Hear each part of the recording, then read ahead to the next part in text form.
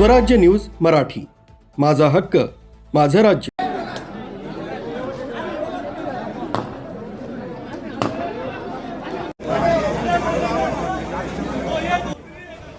संध्याकाळी सिन्नर शहरात भीषण आगीची घटना घडली असून सिन्नर शहरातील धारणकर गल्लीतील बंद अवस्थेतील 3 मजली घराला अचानक आग लागली.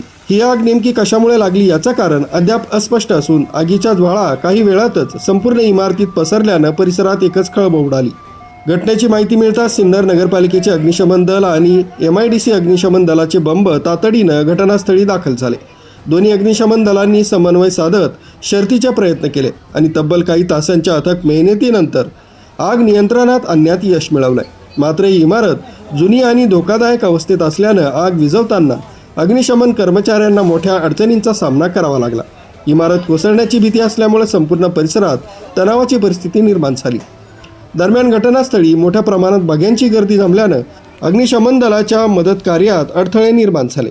तरी प्रशासनानं परिस्थिती नियंत्रणात ठेवली.